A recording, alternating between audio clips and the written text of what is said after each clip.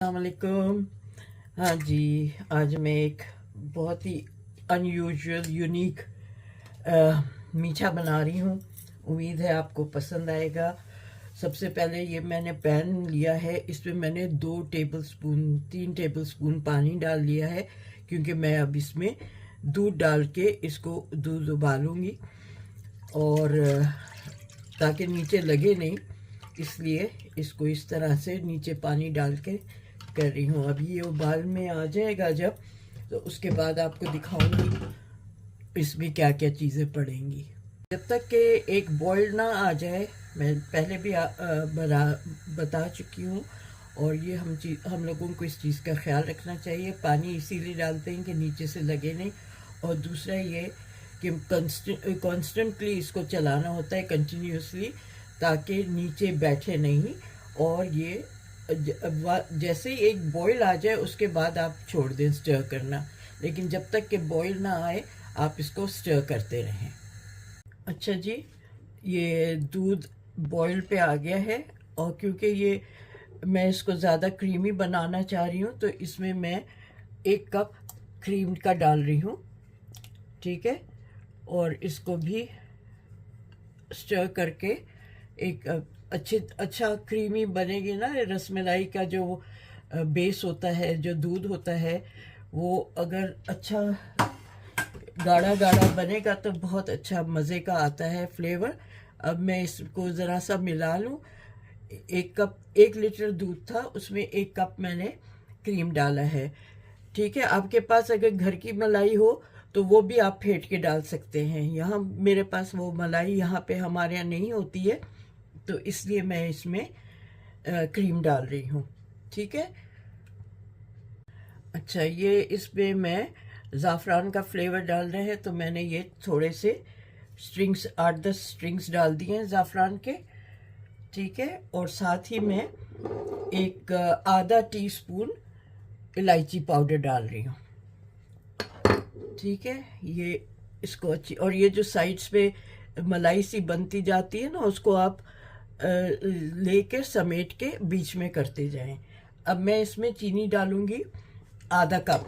ठीक है, और अगर मुझे लगा कि कम है चीनी तो मैं इसमें थोड़ी सी चीनी और मिला लूँगी। फ़िलहाल मैं आधा कप चीनी डाल रही हूँ। ठीक है, ये आधा कप मैंने चीनी डाल दी है, और अब मैं इसको पकने दूँगी। अच्छी तरह स्टर कर लूँगी, चीनी पिघल जाए। उसके बाद भी मैं इसको थोड़ी देर पकाती रहूँगी, ताकि जो शीरा बनता है ना, वो चीनी का जो पानी छूटता है और ये फिर गाढ़ा हो जाए। ठीक है, तो जब ये गाढ़ा हो जाएगा तो मैं इसको बंद कर दूँगी, फिर मैं अगला स्टेप आपको दिखाऊँगी। अभी फ़िलहाल मैं इसको स्टर करती जाऊँगी और देखती जाऊँगी इसका। जब ये टेक्सचर इसका सही हो जाएगा, कंसिस्टेंसी सही हो जाएगी, तो मैं आपको दिखाऊंगी। इसको मैं लो फ्लेम पे पका रही हूँ। तेज़ मत कीजिएगा फ्लेम, लो पे ही पकाएं तो ये अच्छी तरह से पकेगा। टाइम लगेगा, लेकिन फिर नीचे से एक तो जलेगा भी नहीं, और दूसरा ये कि सही तरह से ये थिक हो जाएगा इवनली। अच्छा जी, इसको अब थिक करने के लिए एक और चीज़ जो करनी होती है वो ये कि इसमें क्रीम तो मैंने डाली ही है, इसमें मैं 4 टेबल स्पून मिल्क पाउडर भी डाल रही हूँ। इससे अच्छी तरह से थिक भी हो जाएगा और फ्लेवर भी अच्छा हो जाता है इससे। 2, 3 और 4। ठीक है, तो मैं जैसे जैसे चीज़ें डालती जा रही हूँ आपको दिखाती जा रही हूँ, आप नोट करते जाइएगा। तो हल्की आंच पे ही रखें ताकि ये दूध जो है इसकी गुठली ना बने। ठीक है, इसको अच्छी तरह से मिक्स करें और ये इवनली स्मूथ हो जाए। इस तरह से करें ताकि गुठलियाँ ना बने। और मैंने इसमें 1/4 कप चीनी का और डाला है, क्योंकि मुझे मिठास कम लग रही थी। अच्छा जी, अब मैं इसमें कुछ स्लाइस्ड बादाम डाल रही हूँ। ठीक है, और ये मैं कुछ पिस्ते डाल रही हूँ। इससे बहुत अच्छा फ्लेवर हो जाता है ना ये इस दूध का, मुझे बहुत ही पसंद है। और जितना ज़्यादा पिस्ता बादाम होता है तो मुझे तो बहुत ही अच्छा लगता है।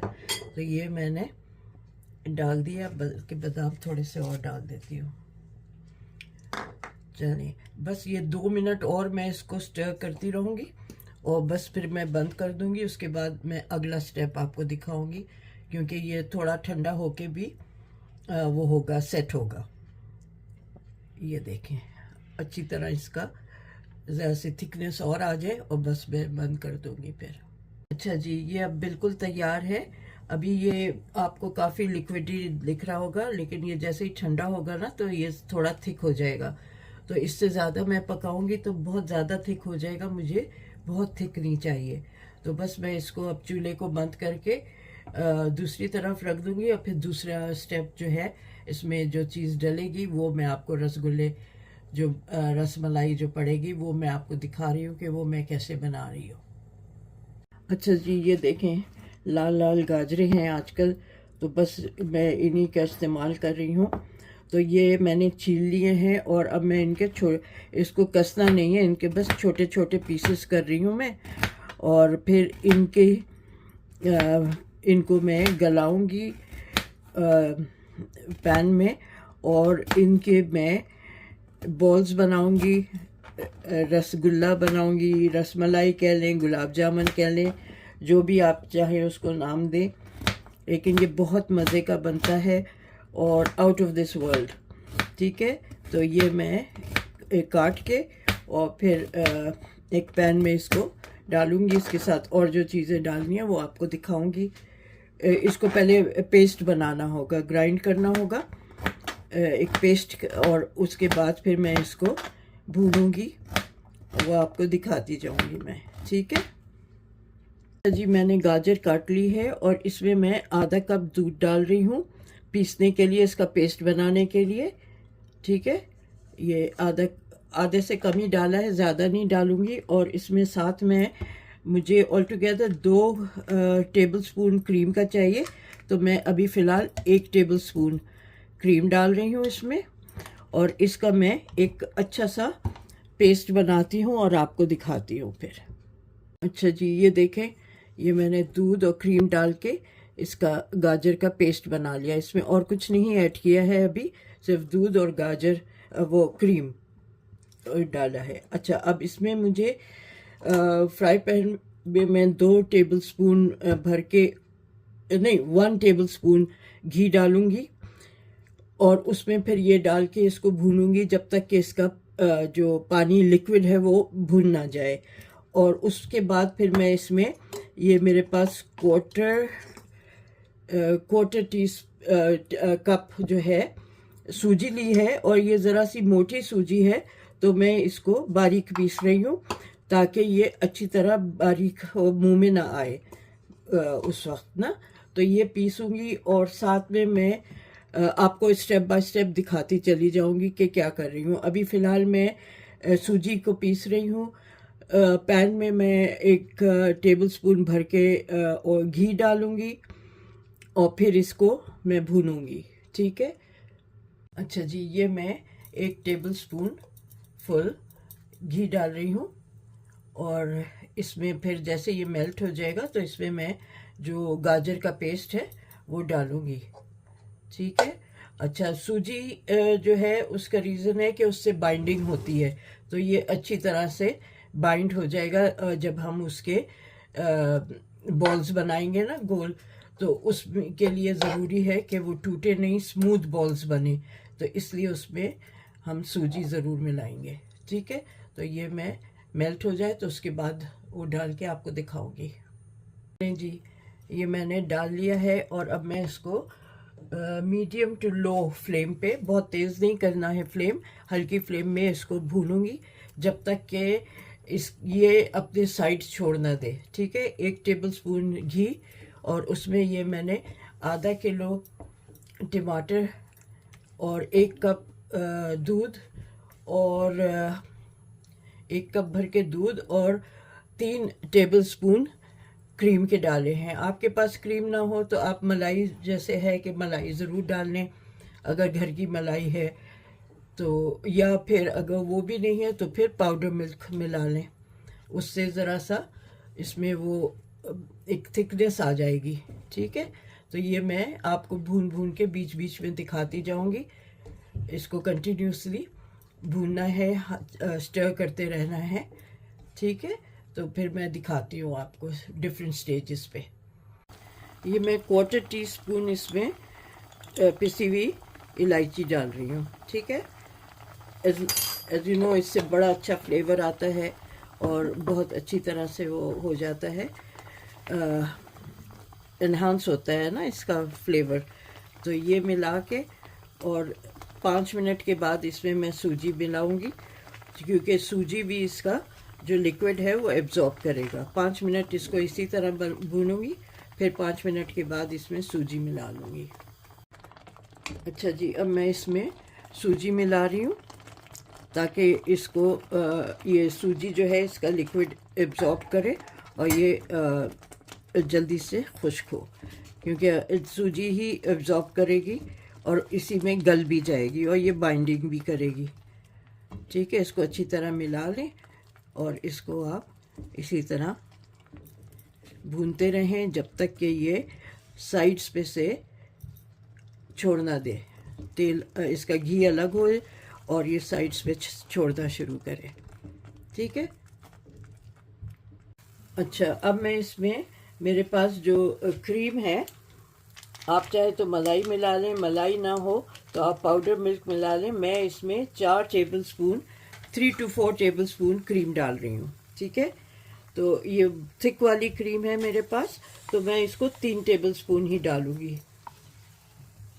और ये भी अच्छा इसको याद रखिएगा, इसमें बिल्कुल चीनी नहीं है, ठीक है। इसमें बिल्कुल भी चीनी नहीं डाली है, जो भी मिठास है वो उसके दूध में है। तो इसीलिए मैंने कहा था कि दूध को चख लीजिएगा, ताकि अगर आपको लगे कि कम है दूध तो वो दूध इसमें मिला लें, ठीक है। तो अब मैं ये इसमें ये भी क्रीम मिला के अच्छी तरह अब इसको भूनूंगी। मैं स्टेप बाय स्टेप इसीलिए आपको दिखा रही हूँ ताकि आप देखते जाएं, ताकि आप भूलें नहीं, ठीक है। अब मैं ये भी मिक्स करके और इसको अच्छा भूनूंगी मैं अब। अच्छा जी, ये देखें ये कितना अच्छा पेस्ट बन गया है ये, और ये अब छोड़ रहा है, देखें ये अब चिपक नहीं रहा है पैन में, और ये छोड़ रहा है इसको। तो बस ये तैयार है। अब मैं इसको थोड़ी देर निकाल के ठंडा करूँगी, फिर इसकी बॉल्स बनाऊँगी। अभी गर्म बहुत है तो बॉल्स बनाना मुश्किल होगा, तो बस मैं इसको उतार के और फिर थोड़ा सा ठंडा हो जाएगा तो फिर मैं इसकी बॉल्स बना के आपको दिखाऊंगी। देख रहे हैं आप कितनी अच्छी तरह ये इसको पैन को छोड़ रहा है, बिल्कुल नहीं चिपक रहा।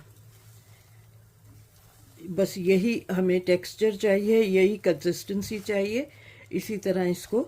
और ये जैसे ही ठंडा होगा तो मैं फिर इसकी बॉल्स बना लूँगी। ये इसको बंद कर देती हूँ चूल्हे को, और ये मैं एक प्लेट में फैला लेती हूँ ताकि ये जल्दी से ठंडा हो जाए। बस इतना हो ठंडा कि मैं इसको हाथ से हैंडल कर सकूँ, ठीक है। बिल्कुल ठंडा ऐसे नहीं करना है, बस इसको फैला लेती हूँ और फिर ज़रा सा ये हैंडल के काबिल हो जाएगा तो फिर स्मूथ बॉल्स बना लूँगी मैं, ठीक है। तो फिर मिलती हूँ, मैं आपको लेकर आती हूँ वापस। हाँ जी, अब ये हैंडल करने के काबिल हो गया है, तो मैं इसी इसमें ये ठंडा हो गया है, तो इसी उसमें मैं ये बॉल्स बना के रख रही हूँ, ठीक है। ये इस तरह से समझे एक छोटे नींबू के साइज़ की मैं बॉल्स बना रही हूँ। स्मूथ एंड इवन बॉल्स बन रही हैं, ये देखें।